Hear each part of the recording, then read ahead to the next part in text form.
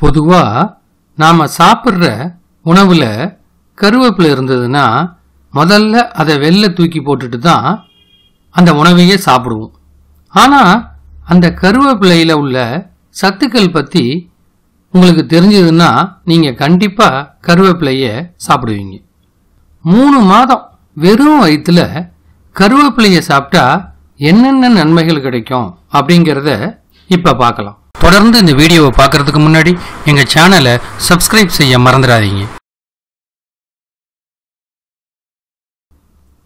காலையில வெறும் வயிற்றுல 15 கருவேப்பிலை இலைய சாப்பிட்டுக்கிட்டு வந்தீங்கன்னா வயிற்று சுத்தி இருக்கிற அதிகப்படியான கொழுப்புகள் கரைஞ்சி உடல் எடை குறையும்.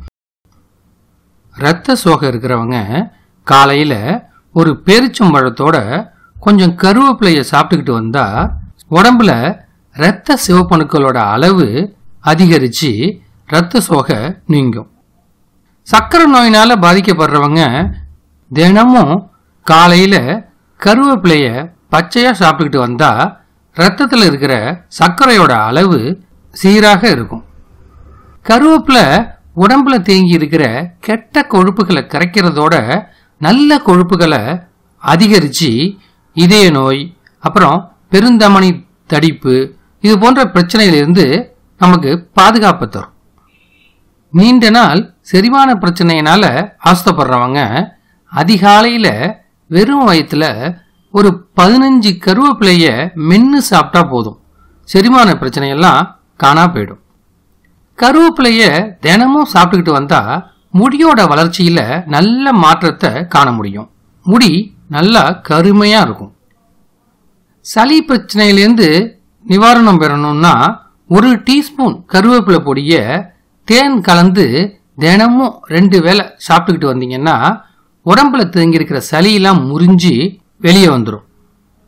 கருவேப்பிலைய தொடர்ந்து சாப்பிட்டுக்கிட்டு வந்தா கல்லீரலில் தங்கி இருக்கிற தீங்கு விளைவிக்கக்கூடிய நச்சுக்கள்லாம் வெளியேறிடும்.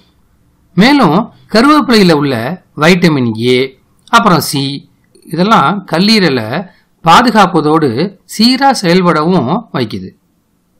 வயசானவங்க கருவேப்பிலைய சாறு எடுத்து அந்த சாரை குடிச்சுக்கிட்டு வந்தாலே அது பார்வை கோளாறுகளை தடுக்கிறதோட முதுமையில ஏற்படுற கண்புரை நோயோட தாக்கத்தை குறைக்கும்.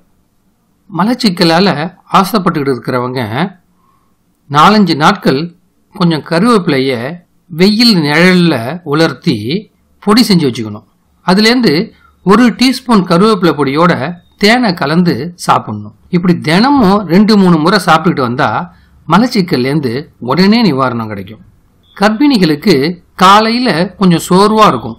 இதை தவிர்க்கணும்னா 10 கருவேப்பிலை இலைகளை அரைச்சி சாறு எடுத்து அதோட 2 டீஸ்பூன் எலுமிச்சை சாறு, அப்புறம் 1 டீஸ்பூன் தேனை கலந்து பருகணும். மேலும் இது போல பயனுள்ள மருத்துவ வீடியோக்களை பெற கீழே உள்ள சப்ஸ்கிரைப் பட்டனையும் அதுக்கு பக்கத்தில் உள்ள பெல் பட்டனையும் அழுத்த மறந்துடாதீங்க.